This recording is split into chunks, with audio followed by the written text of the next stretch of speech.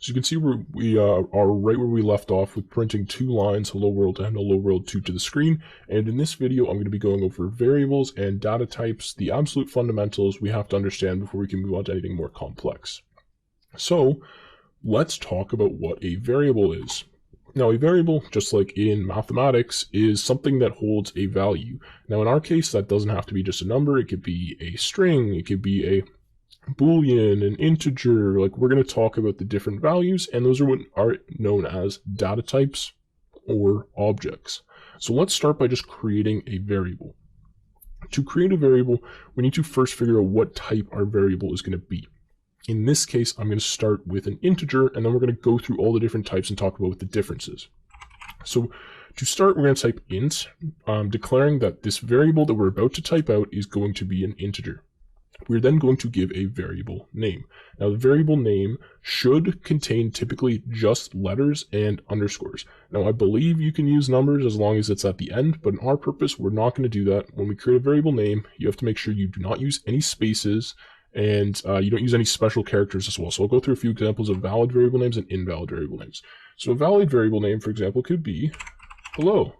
That's valid because we don't have any spaces, we don't have any special characters, and there's no numbers in it, okay? Now, an invalid variable name would be something like hello name, okay? This whole thing, as our variable name, is invalid because it contains a space. Now, if I try to put like a percent sign like this, or I try to put like an asterisk, that is not a valid variable name. So don't use any special characters. You can end with an underscore. You could start with an underscore if you want to, but we're not going to be doing that in this case. Typically, when you create a variable, if you want to make a name be like 2 words, the way you do it is you type like hello, and then you would do a capital and then the next word, or you would do an underscore representing a space and then the next word. Okay, so that's enough about valid variable names. Not super important right now.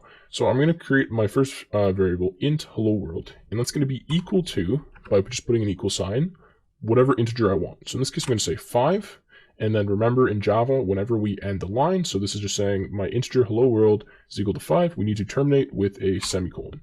So there we go, and we see we get int. Our variable name is now highlighted in yellow, and there's no issues. So if I highlight, let's just see what it says. This is never used. Okay, that's fine. So we've officially created a variable. The variable name hello world now points to the integer 5. So to prove this to you, I am simply going to print out the value of hello world like this. Okay, so I'm going to say system.out. Oh, it's a comma, isn't it? System.out.println, and what we're going to do is we're going to say, okay, so hello underscore world, that's our variable name, and that variable holds 5. So when we print this, we should be printing 5. The way this works in the computer, right, is it says, okay, hello world, let's see where hello world is. It's up here. All right, hello world is equal to 5, so we print that. Okay, so there we go, and we get 5 printed down here in the bottom of the screen. Now I want to show you something quickly, and this is just going to go, this is a really important fundamental thing that a lot of people don't talk about in programming tutorials. And it's kind of like order of operations or execution. So I am going to now put my variable underneath my system.out.println. Okay, so I'm first going to print hello world, and then I'm going to set hello world equal to 5. Hopefully you guys have realized what the issue might be here. If not, I'll talk about it really quickly. And the problem is that I am trying to print the value of hello world before I've declared it. Because in programming, the way things work is, unless you otherwise specify, we're going to be reading from top to bottom and left to right, just the way you'd read a book, right? So we first read this line, system.out.println, hello world, and then we create hello world. So here, we don't know what hello world is. So if we try to do this, you can see it warns me there's an error. I'm going to say, okay, you know what, there's an error, let's proceed anyways. And you can see that down here, we get a bunch of red text. And it says, hello world cannot be resolved to a variable because we haven't yet declared that variable.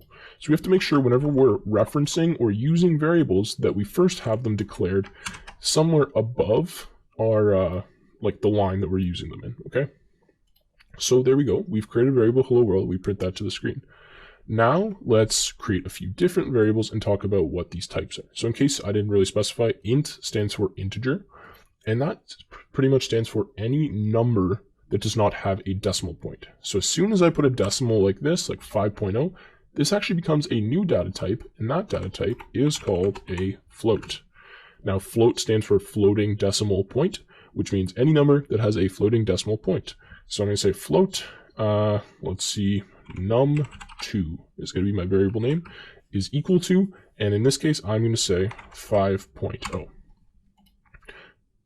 What's the issue here? Add cast from double to, okay, 1 second. We're just going to say double. Okay, sorry, I made a mistake there. We're just going to type double here as the name, okay? Not float. Don't worry about float right now. We'll talk about that later. So anyways, we have double num2 equals 5.0. Now, double is exactly what I was explaining before. Anything that has a floating decimal point. So even though this is still the exact same value as this in terms of mathematics, because it has a floating decimal point in our computer, is referenced as a double, okay? Now, there's some other data types as well that we're going to talk about. So we have int, we have double, we also have something called boolean. Now, boolean is true or false, and these are going to be really important in the next few videos that we talk about. So boolean, I'm just going to say b as my variable name, is going to be equal to, and in this case, I'm going to say true, and again, make sure I'm putting my semicolon. Now, there's only two values that a boolean data type can have. That is true or false. Now, why these are important is because based on the value of a Boolean type, we're going to be doing things later in our program. Like if b was equal to true, we're going to print something, otherwise we won't print something. So that's really important. So another data type that we have is known as char. Now, char is any character, okay? So this is a little bit different from string that I talked about in the last video, but I'm going to talk about string as well. So I'm going to say char c is equal to, and whenever we create a character, there's two ways that we can do it. We can do it with Unicode, which you probably don't know what that is, or we could do it with single quotation marks. So by just simply hitting the single quotation marks, we can put one letter in the single quotation marks, and that is a character, because that's what char stands for, a character. So like something on your keyboard in quotation marks. Now a character could be, for example, 9 in quotation marks. So that's still a valid character because it's in quotation marks. It's different than the number like 9 if I were to type that up here, okay? So any letter or character that goes in quotation marks is a char. Now we have to be careful because chars can only be one character. If I try to do like 03, you can see that we're getting red text and Java's yelling at us and it's saying, no, that's not allowed, because we can only have one thing. All right, now I just want to show you, I want to go over again really quickly what the main difference is between this 9 and this 9. Up here, we've declared we're going to have an integer named hello world, and it's set equal to 9, okay? That's what it is. This is a character, and since it's in quotation marks, this is not the same thing as 9. The way, like, the data types really do matter in this sense, okay? So I'm just going to change this back to, like, H or something for now, okay? Char C equals H.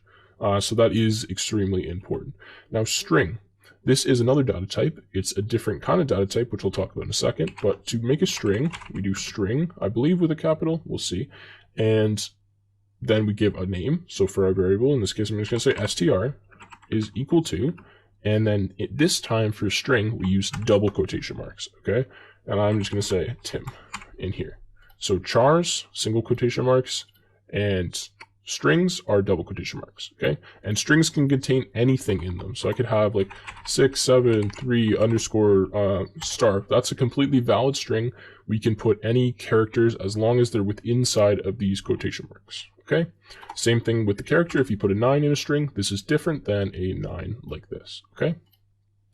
So these are our main data types. There are a few other ones, but I'm not going to go into them right now because they I don't know, they're a bit more complex than we can handle right now.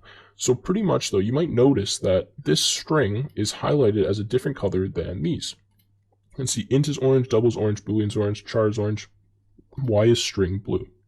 Now the reason it's blue is because it's a different type of data type. These 4 data types that I talked about up top here are known as primitive, and wow, I really just did that. I'm used to typing Python. Primitive data types, okay? And what that stands for is not changeable, okay? And we're going to talk more about primitive data types and not primitive data types later on, but just know that these ones that I talked about here are known as primitive in Java, and this one is not primitive, okay?